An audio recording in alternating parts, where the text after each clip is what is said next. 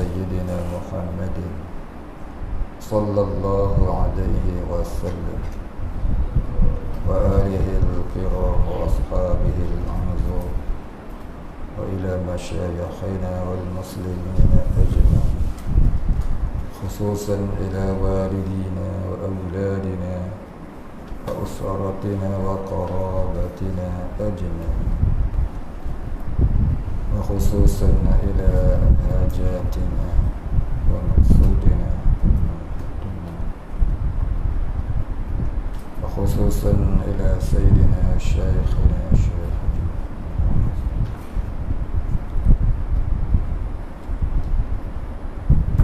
وأصولهم وفروعهم ومن ينتسب إليهم أجمعين. شيء لله الفاتحة. أعوذ بالله من الشيطان الرجيم. بسم الله الرحمن الرحيم.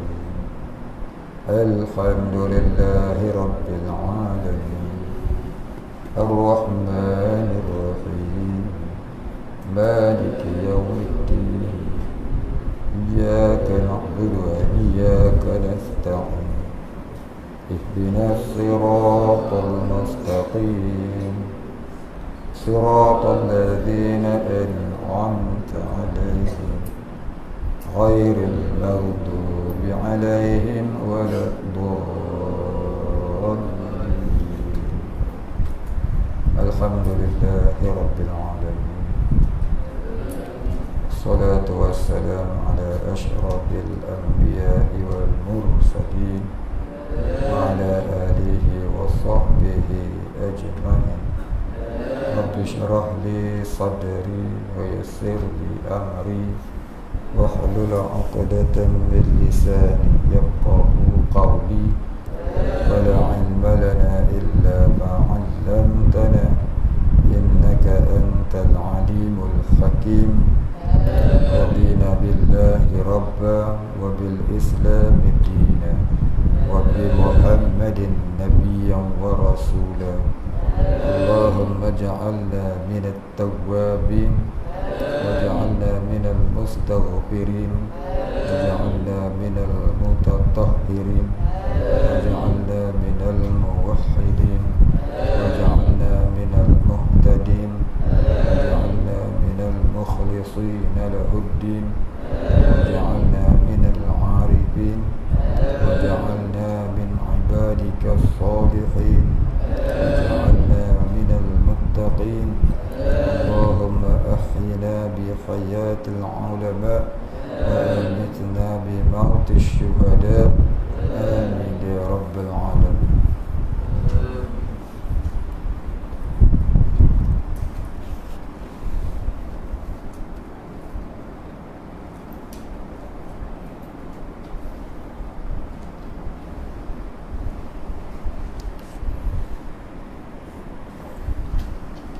بسم الله الرحمن الرحيم.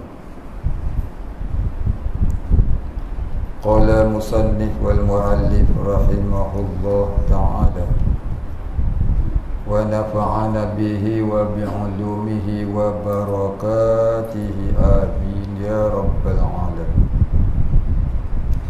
قال المصنف سؤال.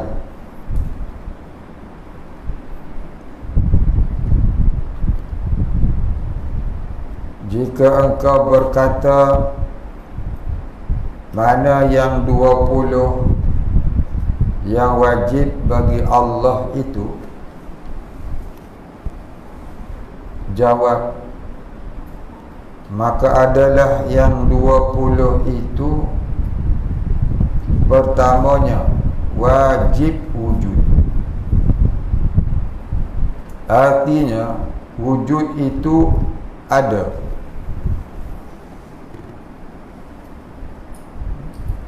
Dan maknanya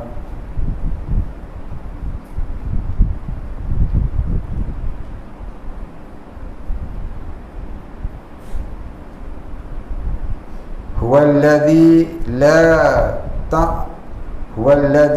la tuqalu dzatu bidunihi.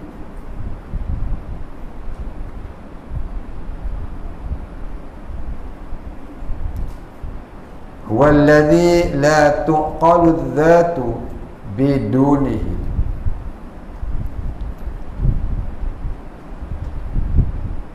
yaitu yang tiada dikenal akan zat suatu dengan ketiadaannya. Artinya tiada dikenal zat suatu melainkan apabila ada maujud.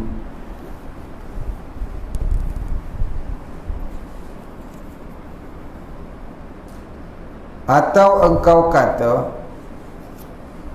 yaitu yang tiada diakalkan sifat pada yang mausufun dengan ketiadaannya. Artinya tiada kenal sifat suatu yang bersifat itu melainkan apabila ada maujud. Baik, apa maksudnya? Baik, kata dia, jika engkau berkata mana yang 20 yang wajib bagi Allah itu, jawabnya, yakni hendaklah kita mengerti dengan kita menjawab. Maka adalah yang 20 itu pertamanya wajib wujud, yakni mesti Allah itu wujud.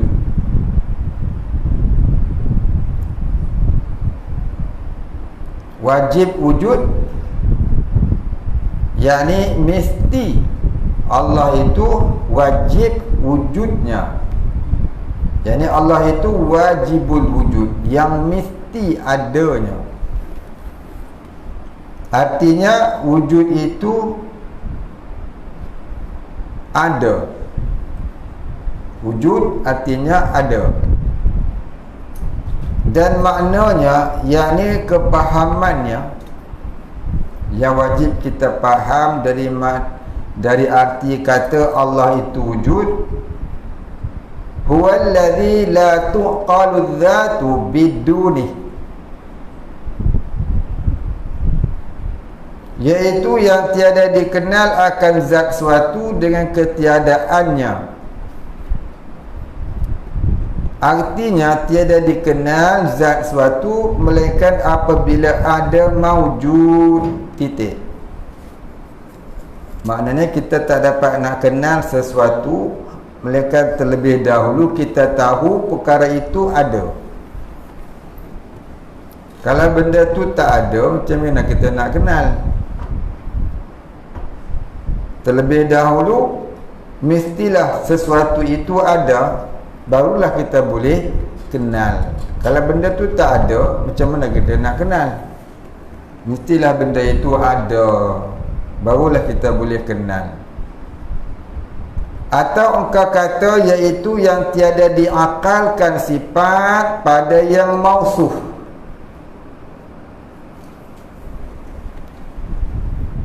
Atau engkau kata, iaitu yang tiada diakalkan sifat pada yang mausuf, yakni perkara yang ada sifat pada yang disifatkan.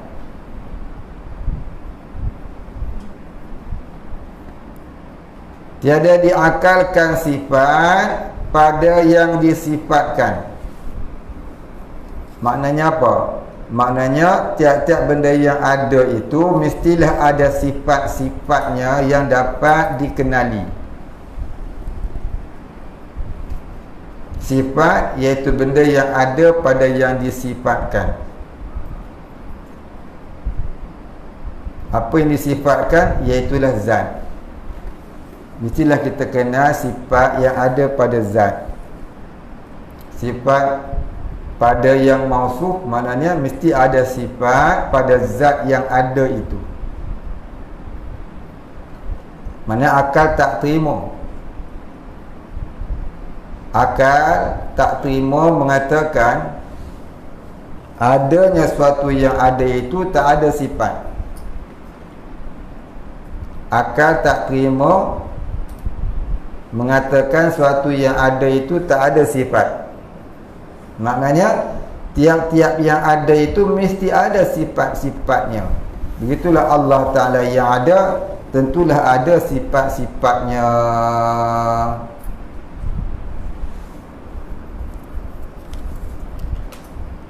Dengan ketiadaannya,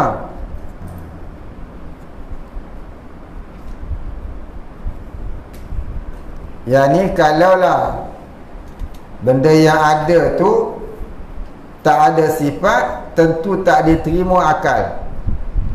Tiada diakalkan, ni tak diterima akal. Tak terima akal. Akal tak boleh nak terima sesuatu yang ada tu tak ada sifat. Macam orang Wahabi, dia kata Allah itu zat yang tidak bersifat. Maka tak terima akal. Benda yang ada tak ada sifat. Ada zat, sifat tak ada. Maka akal tak dapat nak terima. Mustahil. Mustahil Allah itu zat yang tidak bersifat. Bila ada zat, mesti ada sifat. Bila ada sesuatu, tentu ada sifat pada sesuatu itu. Tak ada benda yang ada diri, tapi sifat tak ada pada dirinya. Tak ada suatu benda yang ada tapi tak ada sifat. Mustahil. Akal tak boleh terima. Itu makna kata tak diakalkan. Memang tiada diakalkan, yang ini tak diterima oleh akal. Tiada diakalkan maknanya tak diterima oleh akal. Ada sesuatu itu tak ada sifat. Itu maksud kata yang tiada diakalkan sifat pada yang mausuf dengan ketiadaannya. Yang ini tak diterima pada akal. Ada sesuatu itu tak ada sifat pada dirinya. Jadi Allah Ta'ala itu ada, dikenal adanya dengan ada sifat-sifat pada dirinya. Gitu. Allah Ta'ala itu ada, dikenal akan adanya Allah itu, iaitu dengan mengenal sifat-sifat yang ada pada dirinya. Maka sebab itulah wajib belajar sifat 20 untuk mengenal Allah. Sebab mengenal Allah itu wajib. Bila kata wajib mengenal Allah, maka tentulah wajib pula mengenal sifat-sifatnya. Sebab apa? Sebab mustahil mengenal zat kalau tak mengenal sifat. Maka yang kita mengerti dalam ilmu tauhid ialah sifat-sifat yang wajib pada Allah. Kita tak mengaji zatnya.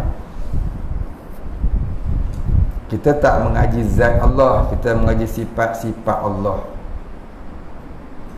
Dalam ilmu tauhid tak dibicarakan zat Allah. Dalam ilmu tauhid dibicarakan sifat-sifat yang ada pada zat Allah. Kenapa? Kerana dikenal akan zat sesuatu itu dengan mengenal sifatnya.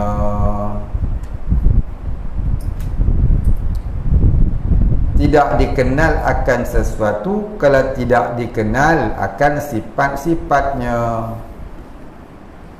Maka kita belajar ilmu tauhid ni, kita belajar sifat-sifat Allah. Belajar sifat-sifat Allah sampai kita kenal. Maka kenal Allah itu ialah dengan mengenal sifat-sifatnya, bukan mengenal zatnya. Macam kita tengok sebiji cawan. Cawan itu yang kita lihat, kita katalah cawan itu warnanya putih, bentuknya bulat, rasanya keras sebab dia pepejal. Jadi bulat, putih, keras, pepejal, itu adalah sifat dia. Maka bila kita tengok pada sifat-sifat itu, kenallah kita bahwasanya itu adalah sebiji cawan. Kita lihat pada daun, kita lihat pada nipisnya, pada bentuknya, pada warnanya. Maka nipisnya, bentuknya, warnanya itu sifat. Bila kita lihat pada sifat itu, maka kenalah kita itu adalah daun, sehelai daun. Macam juga kita tengok rumah, bentuk dia bagian-bagian, warnanya bagian-bagian, bumbungnya di atas, dindingnya di tepi dan sebagainya. Itu adalah sifat. Yang kita pandang tu sifat. Maka pandang sifat, kenallah zat. Pandang sifat Allah, kenallah Allah. Sebab itulah wajib belajar sifat 20 untuk mengenal Allah. Itu maksud dia. Jadi artinya tiada kenal sifat suatu yang bersifat itu melainkan apabila ada maujud. Yani kita tak kenal sesuatu itu ada sifat melainkan kita terlebih dahulu kena tahu sesuatu itu maujud, bersifat maujud, yang bersifat ada. Mestilah benda tu ada. Kalau tak ada, macam mana kita nak kenal? Maka sebab itulah dari sifat 20 ini diperkirakan wujud dulu nombor 1. Maka diperkirakan wujud itu nombor 1, nombor 2 qidam, nombor 3 baqa', nombor 4 mukhalafah, sampai yang terakhirnya kaunuhu mutakalliman. Itu namanya 20 sifat pada amrun iktibari. 20 sifat pada amrun iktibari. Apa maksud amrun iktibari? Iaitu pada kepahaman akal, pada pekerjaan akal ataupun pada kepahaman akal.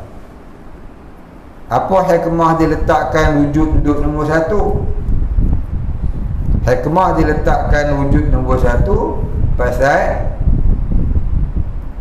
untuk mengenal sifat-sifat sesuatu, mestilah kita tahu benda tu mesti ada. Wujud artinya ada. Kita kena confirm dulu benda tu ada, sesuatu itu ada, barulah kita nak bicara pula sifat-sifat yang ada pada diri yang ada itu. Kalau kita tak tahu benda tu ada ke tak, tahu kita bicara sifat dia ya, tak betul tak tidak. Macam orang kata naga. Naga kepala 7. Pernah tengok? Tu mana pun tak tahu.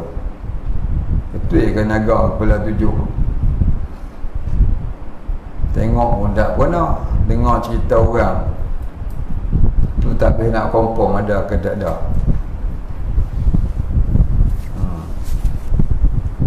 Baik ya? Habis. Begitulah kita mengenal Allah.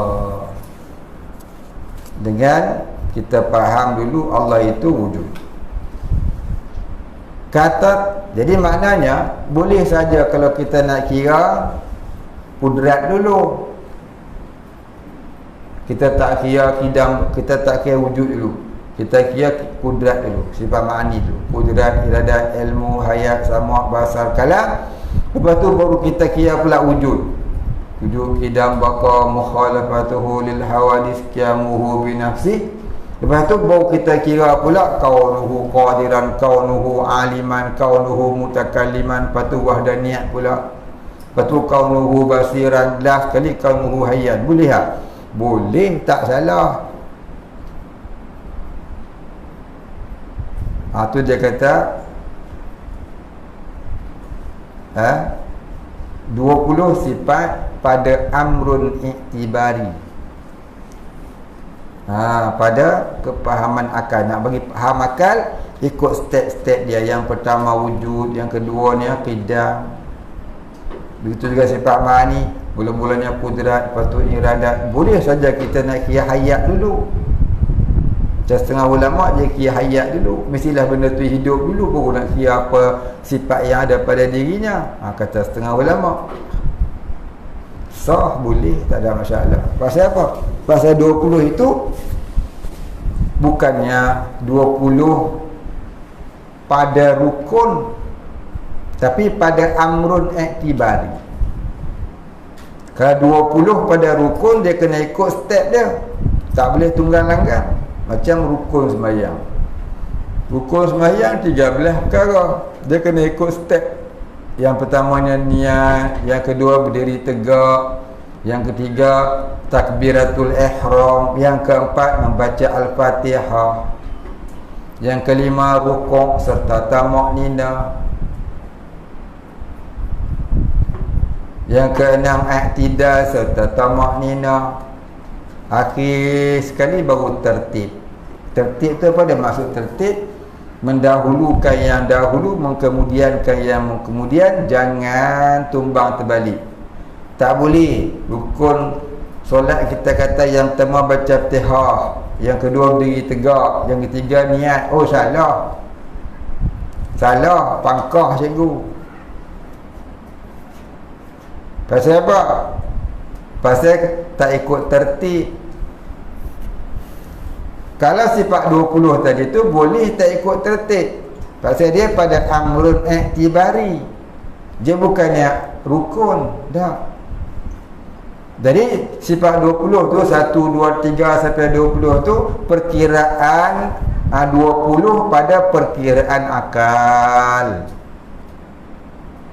20 pada perkiraan akal. Yang dinamakan juga 20 pada amrun iktibari. Tapi rukun sembahyang 13 tak boleh kita nak tumbang terbalik. Pasal 13 pada tertib mengerjakannya.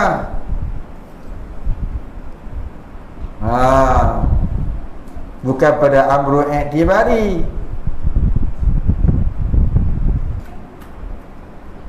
Jadi faham ya, sifat 20 kenapa boleh kita kira mana dulu. Kerana dia pada amrun iktibari. Baik, habis.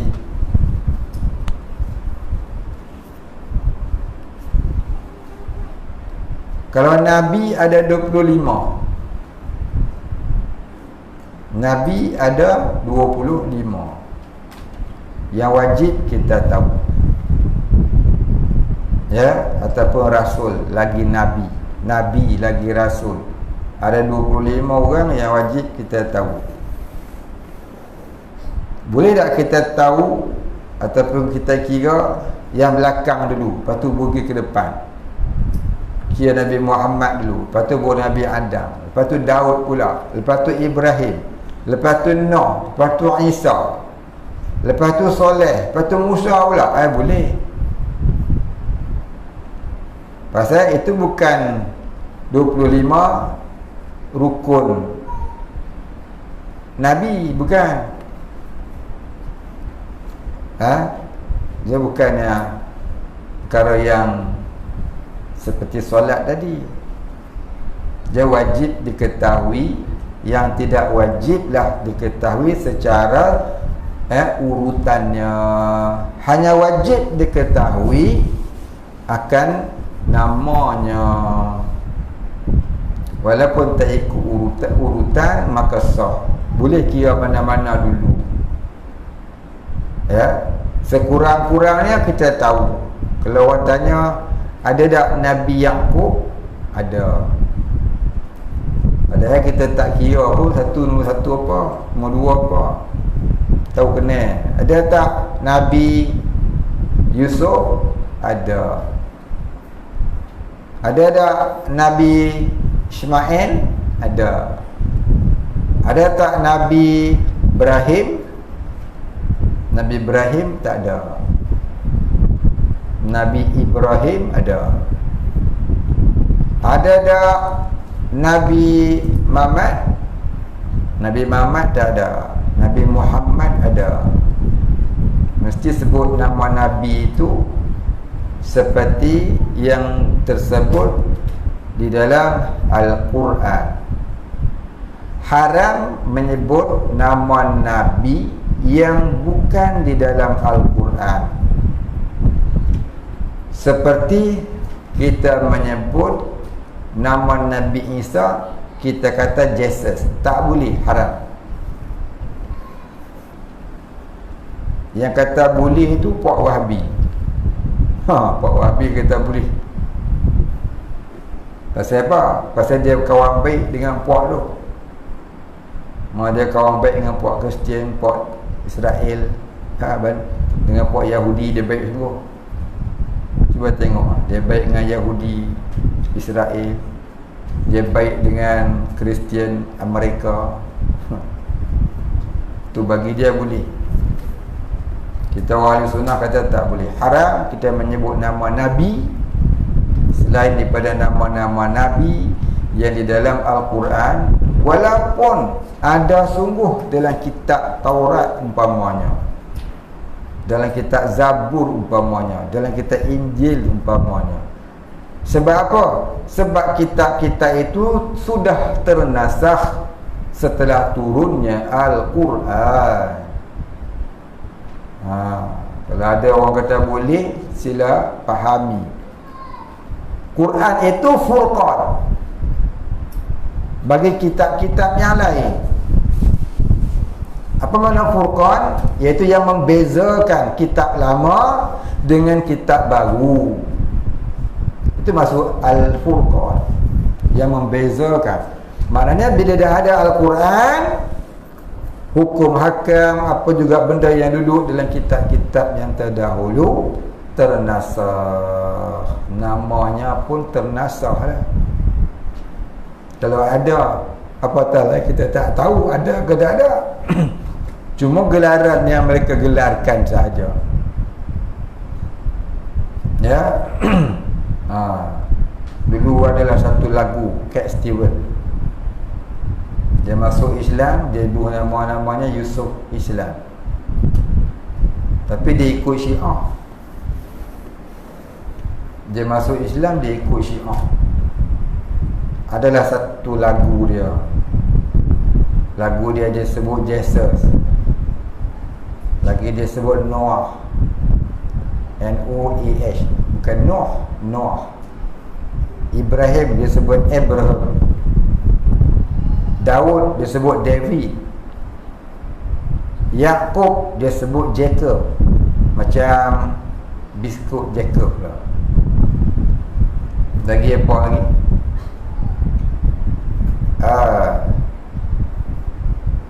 Yahya dia sebut John.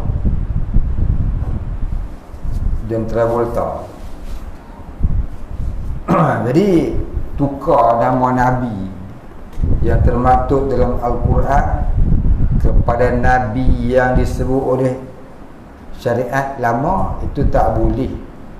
Apatah lagi kita tak tahu pun sungguh ke itu nama Nabi yang terdahulu, mana ambilan dia. Kita Injil yang sebenar pun kita tak nak jumpa, Quran pun kita ngaji tak habis. Bukan? Boleh baca Quran ialah tafsirnya ada, kita ngaji sampai habis. Tak pernah mengaji pun ada tafsir. Tiba-tiba nak cerita bab kita Injil. Boleh betul ke? Baik. Kalau dia dakwa jasanya ada dalam Injil lah, kata. Dalam Quran tak sebut pun. Dia tulis dalam Quran Isa bin Maryam, dia tak sebut pun Jesus.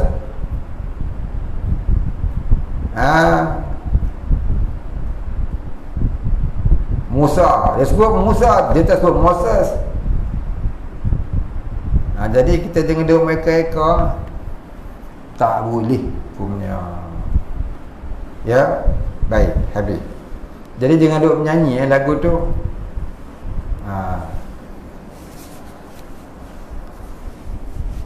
Dia nyanyi lagu apa? Lagu dia bunyi lagu naknya.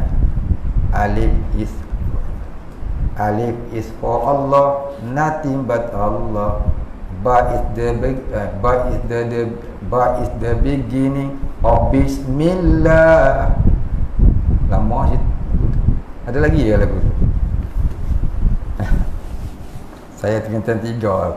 Tingkatan 3 ke tingkatan 2. Dulu saya hafal. Tu masuk pondok, guru saya kata tak usah. Lupa tu weh. Baik Tapi ada orang kata boleh. Cek tengok Wahabi. Sapi ke dia. Memang zaman lah ni hak tak boleh tu kata boleh. Dia nak bagi mudah semua. Macam mudah.com.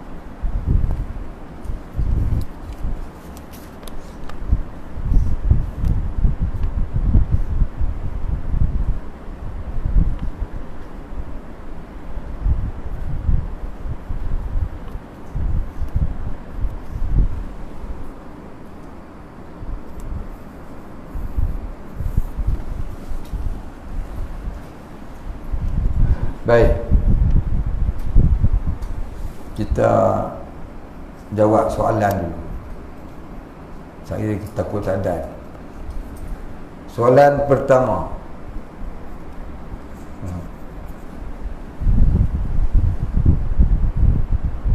Dalam kuliah kemarin ada sebut berdosa dan kufur, sebut Allah melihat dengan basarnya, Allah berkuasa dengan kudratnya. Bolehkah huraikan bahagian mana yang dalam ayat ini, iaitu Allah melihat dengan basarnya, yang boleh mendatangkan kufur supaya lebih jelas? Banyak kali dah sebut ni, bukan kemarinnya. Kemarin dulu punya kemarin pun ada hurai. Tapi dia tanya dengan molek. Dia hurai dia banyak kali dah ni. Dengan molek ya. Lepas ni saya tak mau hurai dia, minta admin pula tolong hurai. Saya salah kat nak hurai. Bukan salah kat. Banyak kali hurai dia orang hak dengar selalu dia cemuih tu. Baik, saya pernah menerangkan di dalam kitab-kitab tauhid ada banyak menyebutkan, fahami, tulis ya, yang bertanya ni tolong tulis. Yang bertanya ni tolong tulis ya, supaya faham. Lagi hang tanya lagi, tak larat nak jawab lah. Baik. Dalam kitab tauhid dia kata, barang siapa menyembah nama Allah, hukumnya syirik. Seperti dia kata, aku menyembah Allah. Allah itu nama bagi zat Tuhan. Sembah nama jadi syirik.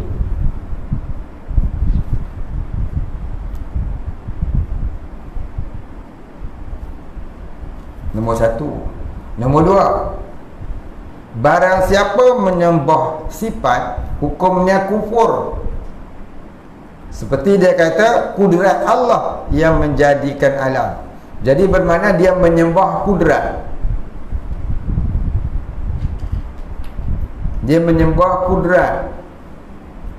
Jadi hukumnya kufur. Ataupun dia kata dia Allah melihat dengan basar. Maknanya dia menyembah basar Allah. Dia menyembah sifat Allah. Maka hukumnya kufur sebab menyembah sifat. Nombor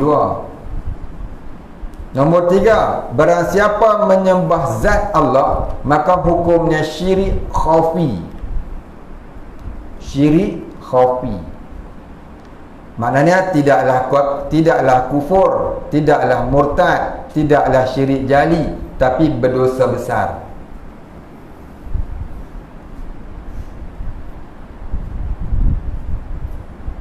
Jadi Hurairah dulu ni, tak apa, dia tanya kita jawab lah. Jadi menyembah nama, menyembah sifat, menyembah zat, semuanya salah dalam i'tiqad ahli sunnah wal jamaah. Jadi yang kita sembah itu siapa? Yang kita beribadah itu siapa?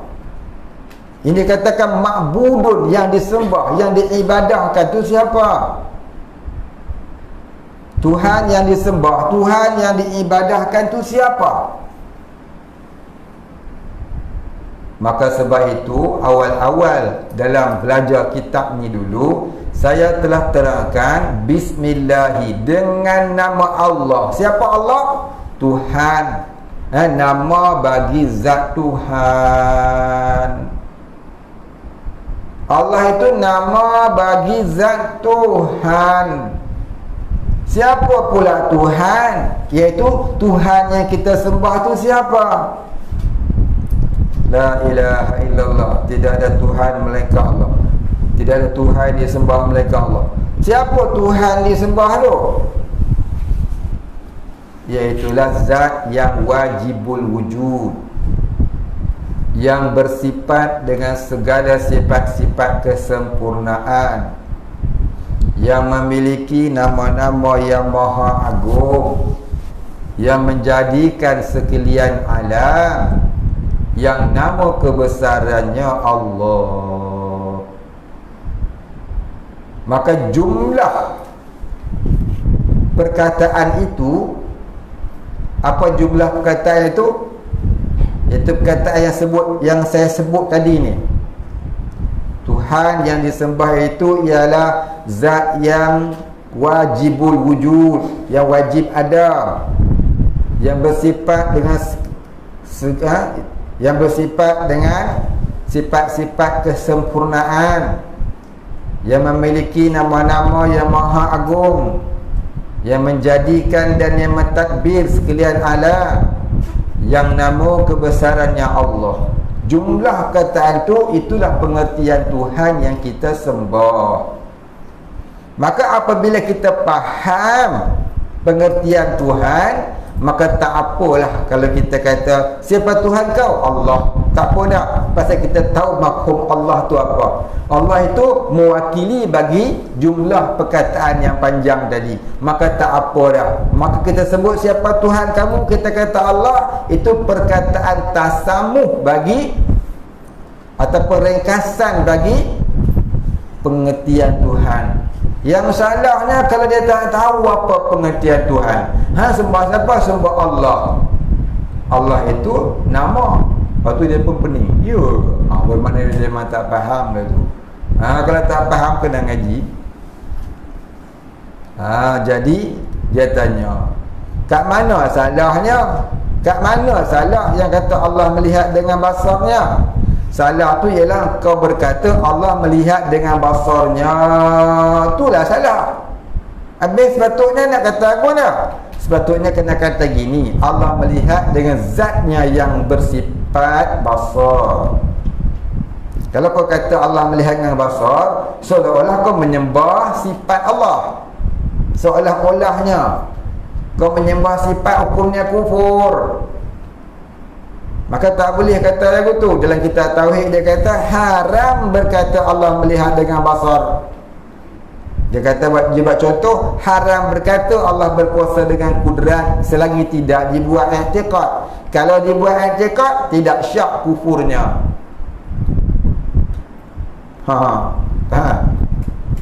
Habis tu dia kata apa? Wajib kita beriktikad Allah itu berkuasa dengan zatnya yang bersifat kudrat. Allah itu melihat dengan zatnya yang bersifat basar. Baik, kalau dah faham Allah Ta'ala melihat dengan zatnya yang bersifat basar, kemudian kita nak kata sebagai ringkasan kalam kita, kita kata Allah melihat dengan basarnya, hukumnya bolehlah, jadilah harus.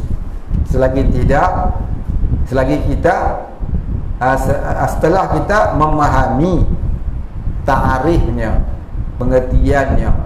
Kalau tak faham, tak boleh dosa. Buat i'tiqad jadi kufur. Lepas tu tauhid kena mengaji. Bukan boleh mengucap asyhadu an la ilaha illallah wa asyhadu anna Muhammadar Rasulullah. Kena faham pula maknanya apa. Apa maksud tidak ada Tuhan melainkan Allah? Allah tu yang mana pula? Itulah kita mengaji tauhid ni kena panjang masa. Tak bolehlah sekali mengaji dah 5 soal. Betul lah kita tauhid ni banyak. Ada namanya Durus Samin, ada namanya Aqidatul Najin, ada namanya Usulul Tahqiq, ada namanya Sirajul Huda, ada namanya Baqaratul Amani, ada namanya Matan Umul Barahin, ada namanya Minhajus Salam, ada namanya Syarkawi ala Hudi, ada kalanya nama Matan Jauharatul Tauhid, ada namanya itu, ada namanya ini, Bidayatul Hidayah, banyak Pasal apa? Ulama-ulama tauhid kata belajarlah tauhid berulang-ulang hingga jadi mulahazah dengan darah daging, jadi sebati dengan darah daging. Pasal apa? Pasal payah nak faham, dan payah lagi nak jadi mulahazah, dan lagi payah nak musyahadah. Awal tauhid itu asyhadu di dalam hati, intahanya musyahadah dengan tajalli hati. Jadi tauhid ni berperingkat-peringkat. Boleh pun faham. Kalau tak faham, tanyalah lagi. Mengaji tauhid biar faham. Jangan tak faham, gasak biar. Dia mengaji, jangan. Jadi kepada yang bertanya ni, alhamdulillah, sebab dia nak bertanya.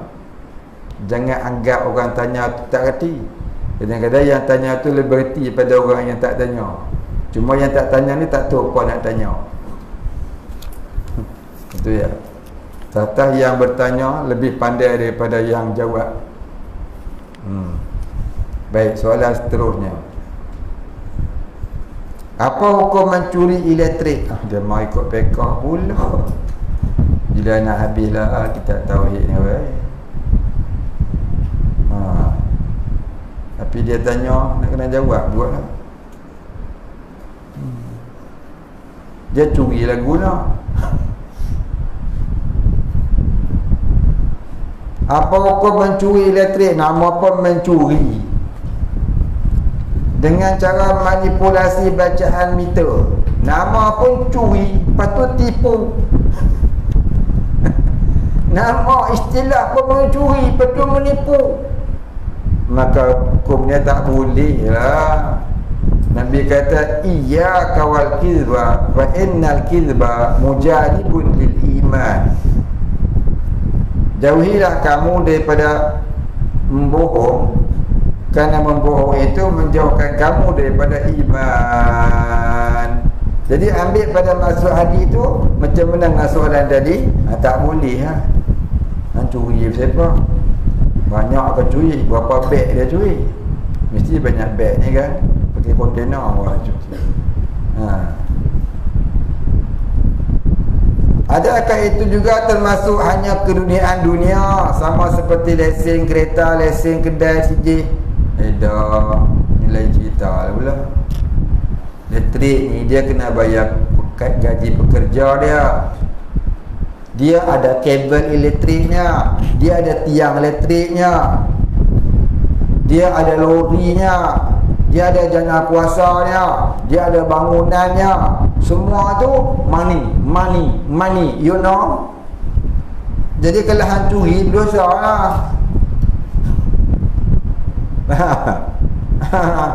Berdosa lah. Apa kata tak berdosa? Adakah TMB tu kapirnya? Adakah kapir Israel punya? TMB? Nak jawab apa? Berlambak orang Islam duduk dalam tu, mengarah daripada orang Islam.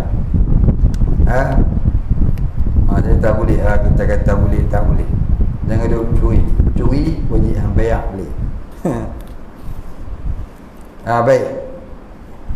Lepas tu dia tanya lagi, adakah itu termasuk hanya kegunaan dunia, sama seperti lesen kereta, lesen kedai, sijil-sijil kerja, Ni ada 3 benda yang berbeza pula. Lesen kereta, hukum dunia tak ada, salah. Hukum akhirat tak salah. Tapi kalau kena, jangan abang kata saya kata tak salah.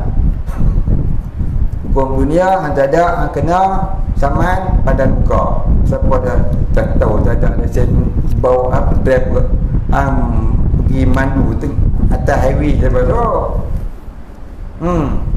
Lesen kedai memang dalam Islam lesen kedai ni tak ada.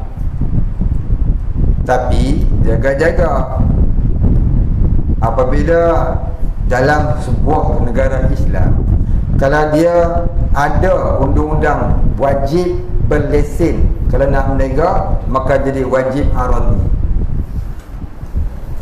Kalau negara tu bukan negara Islam, kalau bukan negara Islam taklah wajib, tak berdosa pada akhirat.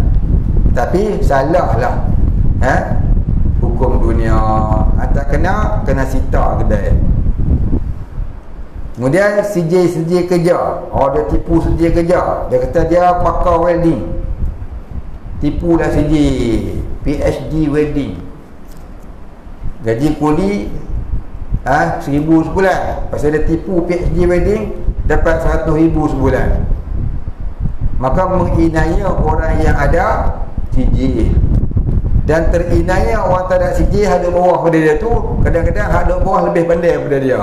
Dia tu bodoh punya. Jadi maksudnya apa dia tu? Menginaya orang. Menginaya orang. Macam doktor.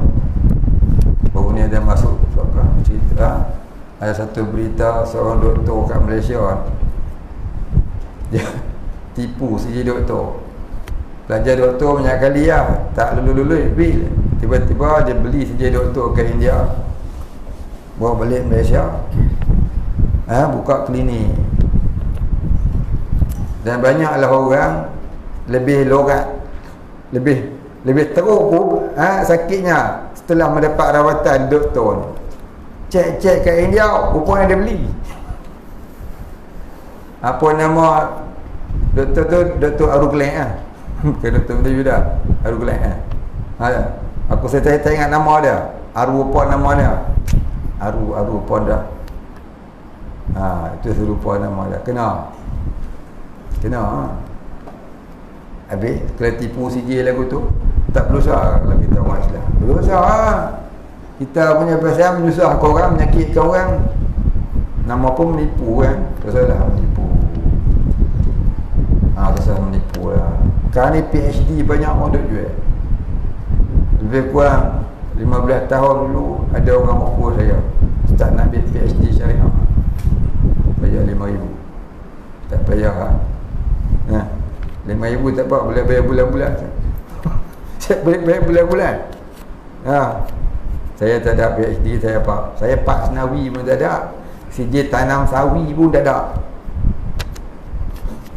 Habis tu macam mana? Habis lulus, tak tahulah. Tok Mufti kesian tengok muka saya, dia bagilah tulia.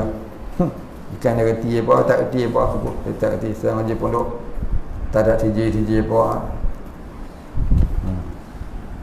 Habis soalan seterusnya, nak tipu buat apa kan? Habis ada sijil pun tak reti apa, buat apa?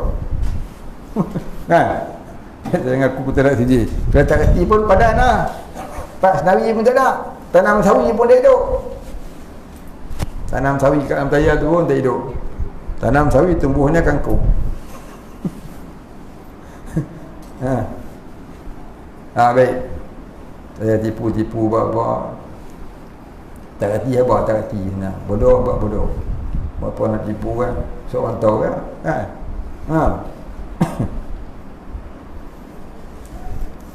Saya ada tulis buku. Adalah dulu budak usim. Dia tengok buku saya, Ustaz ambil PhD kat mana? Siapa? Tanya aku tu.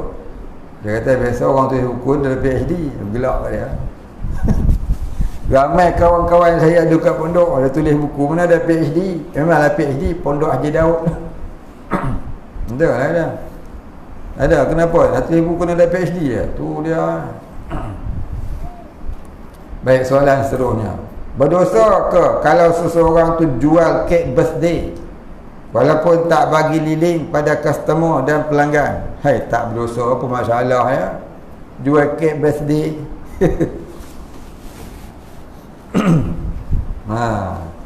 Birthday ni apa maksud dia? Birthday hari lahir kan. Kat putih saya tak kerti orang putih. Orang putih melepak saya tu, orang ni putih melepak. Saya tahu lah orang putih saya tak kerti ni. Birthday ni apa dia? Hari lahir. Betul? Oh, hari lahir. Saya tak kerti.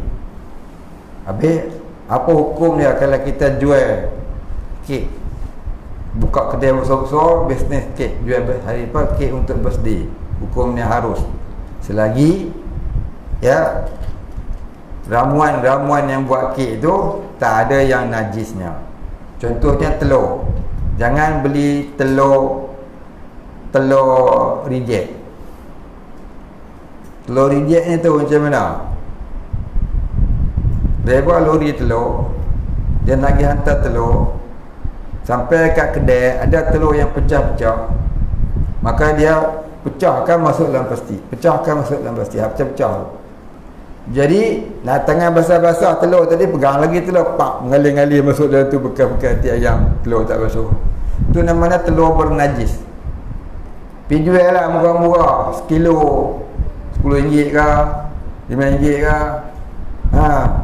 Tu namanya telur bernajis. Jadi jangan beli telur lagu tu. Ya, beli telur lagu tu jadilah kita nanti jual najis ke orang. Ya. Jaga-jaga jangan beli telur macam tu. Baik. Begitu juga dengan yang lain-lain. Jangan beli apa nama ni, icing yang tidak halal contohnya. Icing tu icing. Tahu icing? Apa tu ada icing? Tahu no? Wah, hebatlah kau. Saya pun tak tahu. Icing ni kau dah asal? Gula. Oh, gula. Apa gula tu boleh nak? Ialah buat icing. Susah sebut je kan? Baik. Walaupun tak bagi lilin. Bagi lilin tak apa masalah cerah sikit. Dia ambil kek ni katalah kek, dia boleh lilin 7 batang. Happy birthday to you. Panjang umur dia dah, masa terpadam semua. Tiba-tiba tanya satu, esok kau nak mati. Faham yang tu syirik. Kalau saja bubuh je lesen, bubuh lilin saja bubuh, tak ada apa-apa niat, tu makruh. Tapi ada ulama kata larangan. Pasal apa? Tasyabuh bil kufri, menyerupai kafir. Man tasyabaha minhum man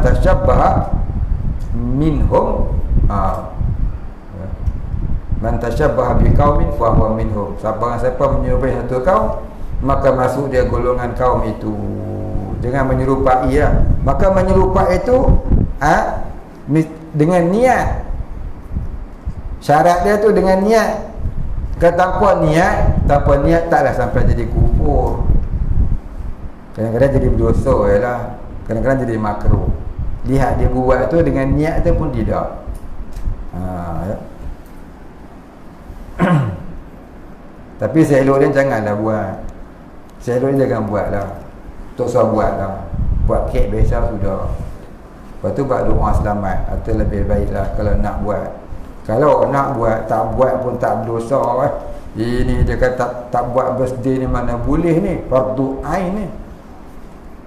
Setahun sekali kena buat happy birthday to you. Tidak, dosa besar, masuk neraka.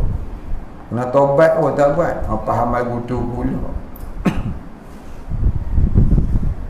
Nak buat-buatlah.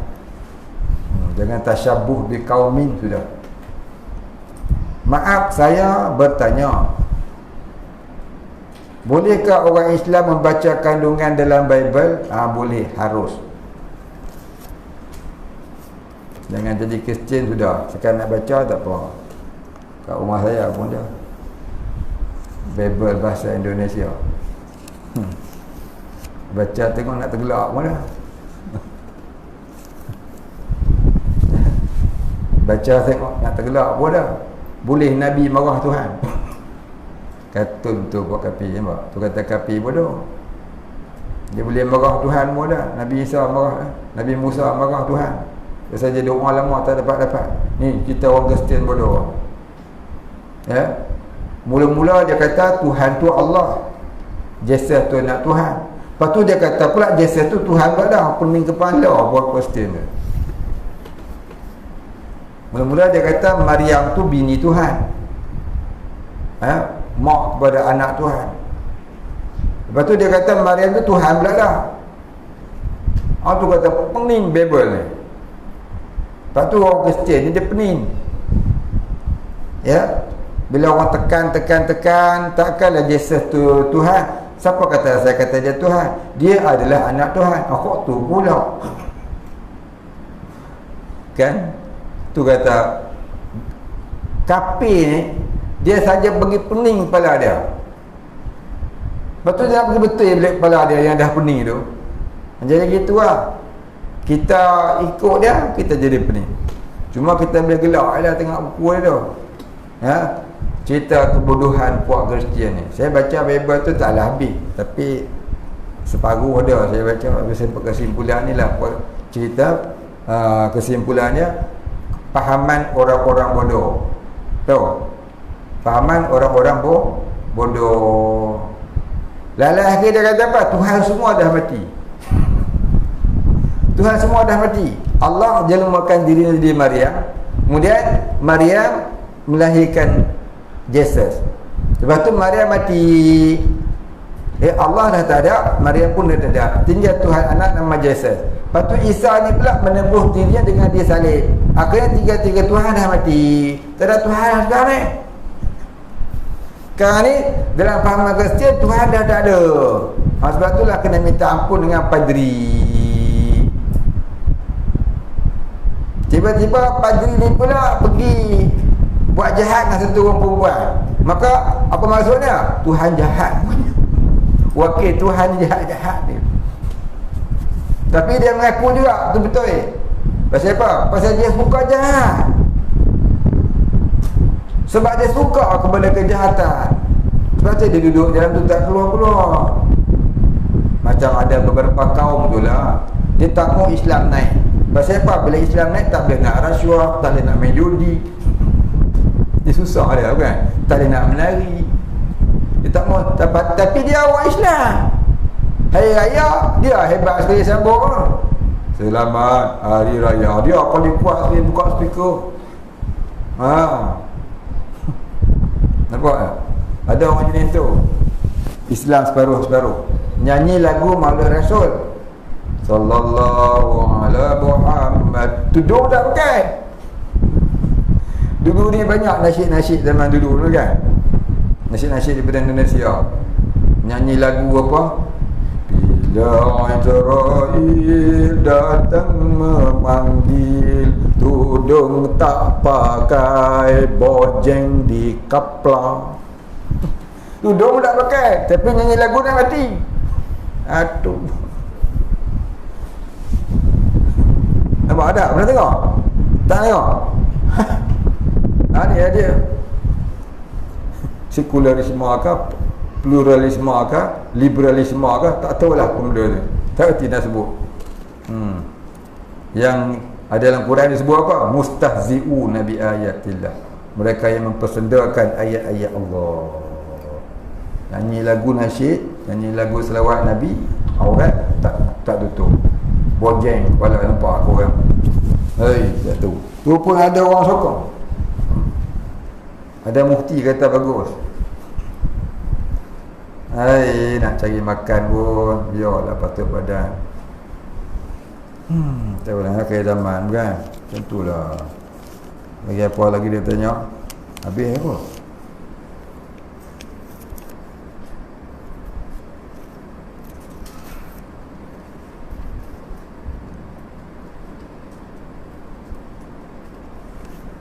Habis lah.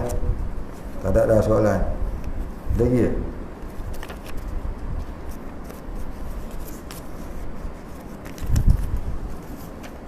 kita berhentilah sekat tu.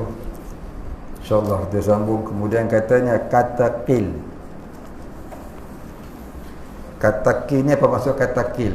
Dalam kitab-kitab Jawi ni, kalau kita jumpa perkataan katakil, itu bermaknanya kata pendapat ulama yang sedikit, ataupun kata pendapat ulama yang tidak masyhur. Itu maksud kata katakil. Kalau dia kata qaul, qaf, waw lam, qaul. Kalau qaul tu pendapat ulama yang banyak. Qil sikit. Qaul, qaul, tu kata pendapat ulama yang banyak. Kalau dia kata jumhur ulama, itu kebanyakan ulama. Kalau ijma' ulama, itu sekalian ulama.